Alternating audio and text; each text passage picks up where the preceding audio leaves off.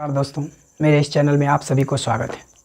मैं इससे पहले वाला वीडियो जो डाला था उसमें मैं टेंस के बारे में बताया था, टेंस के काइंड के बारे में बताया था। लेकिन आज मैं इस वीडियो में प्रेजेंट टेंस के बारे में बताने वाला हूं। प्रेजेंट टेंस जिसमें कि प्रेजेंट टाइम के बारे में बात किया जाता है। जैसे राम खाता है, सीता जाती है, वे लोग आ रहे हैं, हम लोग पढ़ रहे हैं, मतलब इसमें जो भी काम हो रहा है फ़िलहाल हो रहा है, प्रेजेंट टाइम में हो रहा है। तो हम लोग सीधी सी बात है कि जब सेंटेंस में हमको ये पता चलेगा कि इस सेंटेंस में जो काम हो रहा है वो प्रेजेंट टाइम में अभी अभी हो रहा है, तो हम सिंपल से उस सेंटेंस को देख करके पहचान जाएंगे कि वो सेंटेंस जो है वो प्रेजेंट टेंस का है। अब हम लोग प्रेजेंट टेंस का जो है काइंड पढ़ेंगे, प्रेजेंट टेंस का काइंड पढ़ेंगे। प्रेजेंट टेंस को जो है वो 4 भागों में बांटा गया है। प्रेजेंट टेंस को कितने भागों में बांटा गया है? 4 भागों में। पहला है simple present tense, simple present tense. दूसरा की बात करें तो प्रेजेंट कंटिन्यूअस टेंस। तीसरा पार्ट प्रेजेंट परफेक्ट टेंस है। और चौथा प्रेजेंट परफेक्ट कंटिन्यूअस टेंस है। तो ये चारों पार्ट जो है वो प्रेजेंट टेंस का है। किसका है? प्रेजेंट टेंस का। पहला सिंपल प्रेजेंट टेंस, दूसरा प्रेजेंट कंटिन्यूअस टेंस, तीसरा सिंपल प्रेजेंट परफेक्ट टेंस और चौथा प्रेजेंट परफेक्ट कंटिन्यूअस टेंस। तो आज हम लोग सबसे पहले सिंपल प्रेजेंट टेंस के बारे में बात करेंगे। सिंपल प्रेजेंट टेंस, इसकी पहचान क्या होती है? हम किसी भी सेंटेंस को देखते हैं, कैसे पता करेंगे कि ये सेंटेंस जो है वो सिंपल प्रेजेंट टेंस का है?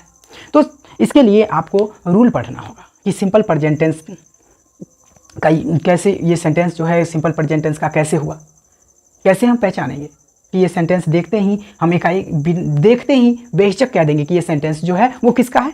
सिंपल प्रेजेंट टेंस का है। तो सबसे पहले इसे जानने के लिए हमको इसकी पहचान पढ़ना पड़ेगा। तो सबसे पहले हम लोग सिंपल प्रेजेंट टेंस के बारे में पढ़ेंगे।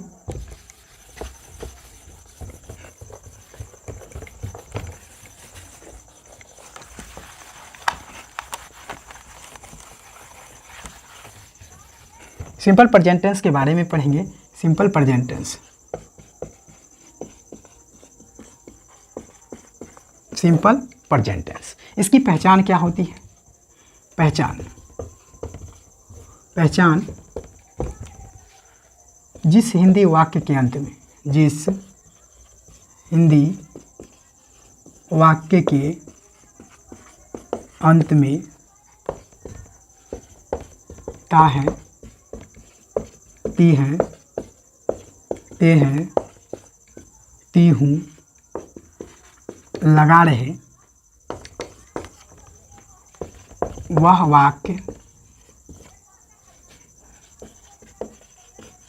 सिंपल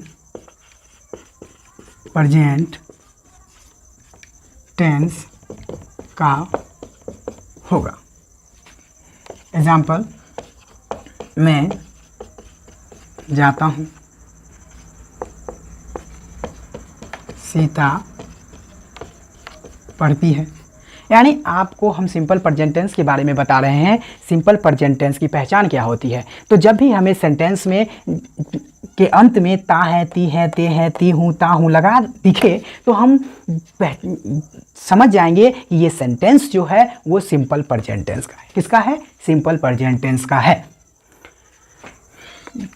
जैसे कि हम एग्जाम्पल के तौर पर लिए हैं, मैं जाता हूँ। आप इस सेंटेंस को ध्यान से देखें। इस सेंटेंस में जो है लास्ट में जो है ता हूँ लगा हुआ है, ती है लगा हुआ है। मतलब इस सेंटेंस में आपको जो रूल है कि हिंदी के वाक्य के अंत में ता है, ती है, ते है लगा रहे हैं, ती हूँ लगा रहे हैं, तो वो सेंटेंस सिंपल प्रेजेंट टेंस का है। और इस सेंटेंस के लास्ट में आप देख रहे हैं कि ता हूँ, ती है लगा हुआ है। मतलब ये सेंटेंस जो है वो किस टेंस का है? सिंपल प्रेजेंट टेंस का है। किस टेंस का है? सिंपल प्रेजेंट टेंस का।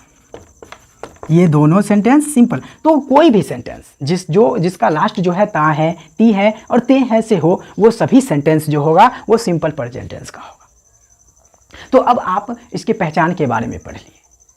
अब पहचान पढ़ने के बाद अब हम लोग इसकी ट्रांसलेट करने का नियम समझेंगे कि इसे हम इंग्लिश में ट्रांसलेट कैसे करेंगे। तो इंग्लिश में ट्रांसलेट के लिए भी इसका रूल होता है, वो रूल हम लोग अभी जानेंगे।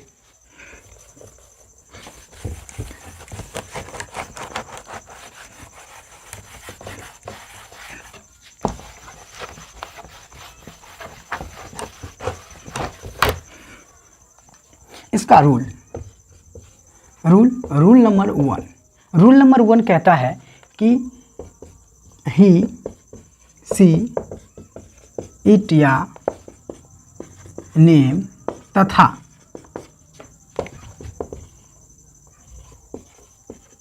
सिंगुलर नंबर रहे तो वाक्य के मेन वर्ब में एस या एस जुड़ जाएगा। फॉर एग्जाम्पल, वह खाती है, लड़का पढ़ता है। तो इस सेंटेंस को आप गौर से देखें। इस सेंटेंस में आपको दिया गया है कि वह खाती है, लड़का पढ़ता है।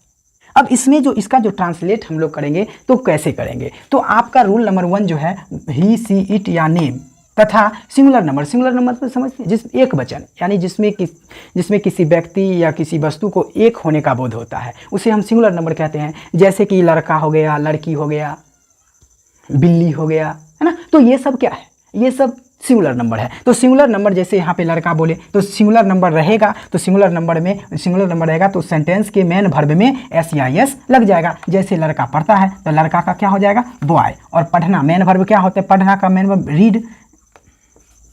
रीड, और इसमें मेन वर्ब में क्या जुड़ जाएगा? एस जुड़ जाएगा, यानी क्या हो जाएगा? रीड्स, यानी बॉय रीड्स। दूसरा, वह खाती है, वह का इंग्लिश क्या होता है? ही। आप रूल में देखिए, क्या ही है, और ही है तो ही रहता है, तो उसके मेन वर्ब में क्या जुड़ जाता है? एस या एस। तो ही मेन वर्ब क्या है? इट्स जुड़ जाएगा। यानी इस तरह से इसका ट्रांसलेट हम लोग करेंगे।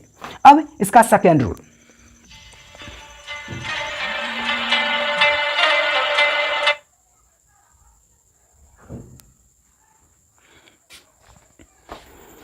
अब हम लोग सेकेंड रूल के बारे में बात करेंगे।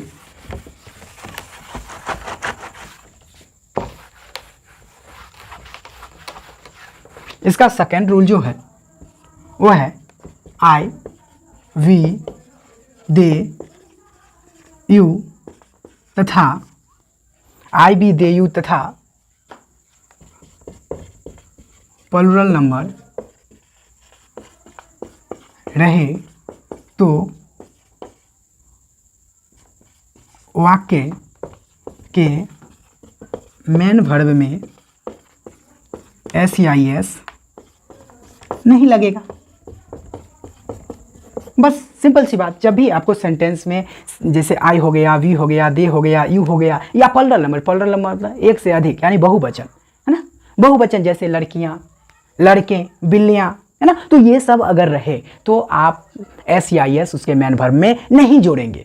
अब जैसे देखिए, फॉर एग्जाम्पल हम बात करते हैं, मैं जाता हूँ।